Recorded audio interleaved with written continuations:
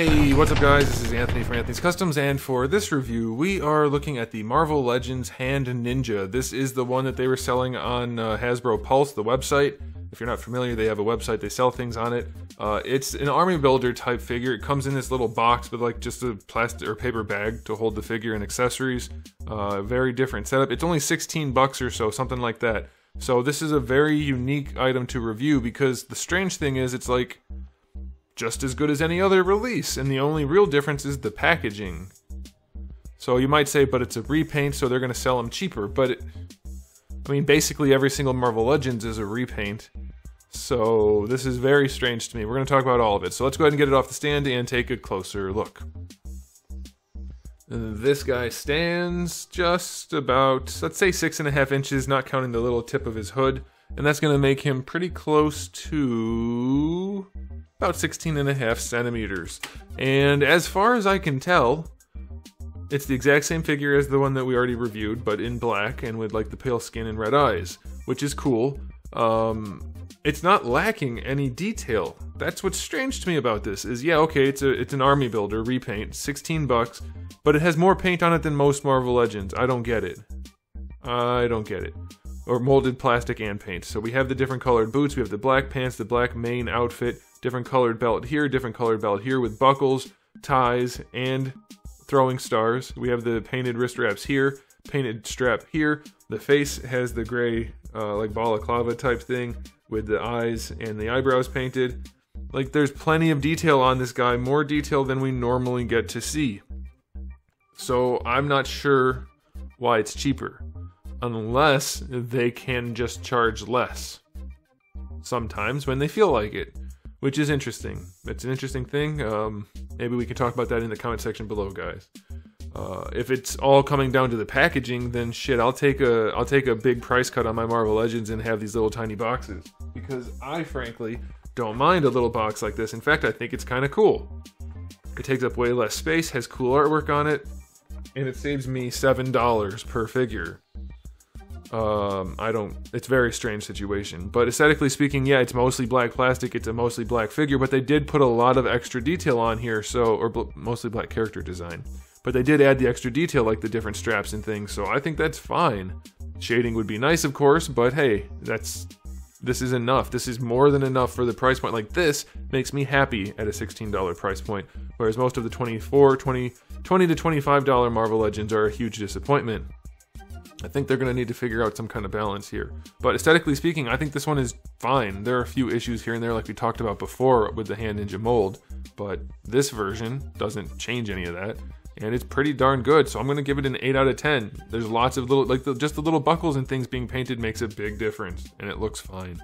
As far as accessories go, yeah, you can technically take the belt with the scabbard off if you wanted to, but it comes with it on him, so I'm not going to count that. We do get the katana. It's a straight edge katana, which is more like an Ninjato, which is fine.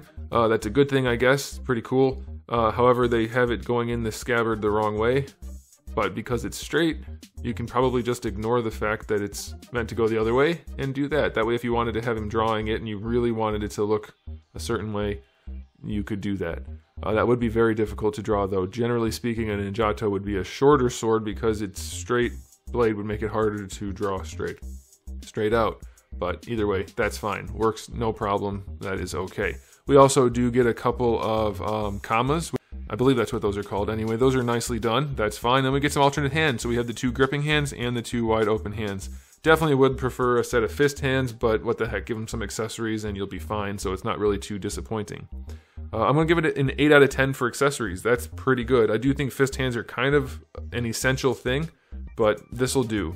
I want to point out that at least one hand has the vertical hinge in it, so this hand can go up and down the way you would want to hold those weapons. This hand cannot. I don't like that. It's not necessary. Okay, if you wanted to two-hand the sword, it's easier, maybe, but you don't need it. You can two-hand the sword. No, you don't need that. You don't need that. You could have this joint for both sides and it would be better, but that's okay. Alright, so let's go ahead and talk about the articulation. We're going to pop this off just to get it out of my way. Alright, so as you saw, we do have the hinge and ball peg of yore. No double ball peg in here. So it does look down, does look up, but just barely. You're going to get your rotation, and that's mostly it. There's not really too much attitude. There's not much range going on. It's not great. Like, when I reviewed this figure originally, I said it's really not a good mold for being a brand new mold. They could have done so much better. That's still true. The butterfly joint on this guy does have some range, but not a ton. It's going to be better than nothing, and because of that, you can bring the shoulders back. That does help the aesthetic, and you can bring him forward a little bit, but he's still very narrow-chested and narrow-shouldered, so it doesn't look great. Pretty disappointing. He's very hippie-looking and very... He's like he's pear-shaped, unfortunately. He's pear-shaped with a big thigh gap, so it does destroy the look until you pose him. The more you pose him, the better it's going to look. For the shoulders, they go up better than horizontal by a little bit. Thigh swivel. Bicep swivel is fine. Double jointed elbow is fine. Wrists, I already talked about. Diaphragm joint on this guy works pretty well. It's not great, but it's fine. Goes forward and back. And then we do have the ab crunch down here, which is just not a good design. If you're going to do it, flip them.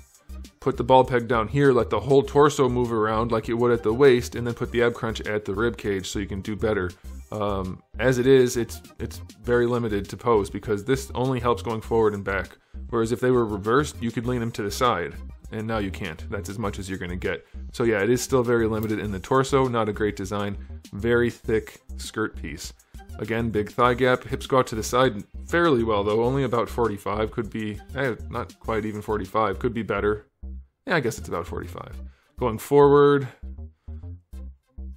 it's good enough. Not quite completely horizontal, and this doesn't have any splits or anything in it, even though it should have one right here. That does limit the posability some. Going back, you do get some range, so that'll help with your posing. That's cool. Thigh swivel is a thigh swivel. Those almost always work. Double jointed knee definitely could have a little bit better range. They didn't need to have this wrinkle right here. Just fudge that one away in the sculpt and you'll have better range. Oh well. You do get a boot swivel, so that will be helpful. Ankles go really far back and not all that far forward, so that's kind of disappointing. Really nice ankle rocker. The feet are super thick and chunky, by the way. For ninja feet, it almost looks like he's wearing snow boots with toes. So, could be better. Like I said, this is not the best looking mold ever. I wasn't really reviewing it on that because we already got it once, and this is a discount army builder, so I'm not going to criticize the mold too much, just what they've done with it. The articulation, however, is going to be a factor no matter how many times they reissue it, and it's only average, so I'll give it a 7. It's fine. It's not impressive in any way. However, at the price point, I'm super pleased with this. They keep getting them in stock and then selling out.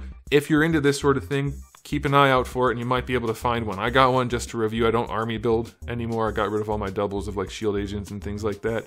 But for an army builder, this is more than enough. Accessories good, enough paint detail, good price point. I'm very satisfied with this. Couldn't care less that it comes in a little crappier box than the normal packaging. In fact, I think it looks better. I don't mind not having a window on something like this. So I like it. I'm going to give it an overall rating of 8 out of 10. It's still a bad mold overall, but there is a lot of good going on here, and I'm very, very happy with it. So if you don't mind the mold being the way it is with the wide hips and narrow chest, some limited articulation, you're going to love it. It's got plenty of paint and cool accessories. So there it is, guys. Thanks for watching. If you enjoyed the video, please do give it a thumbs up. If you didn't, you can give it a thumbs down, and if you haven't subscribed, you might want to. I have new videos almost every single day, and thousands already on the channel, so make sure you come back for all of that. And in the meantime, keep collecting.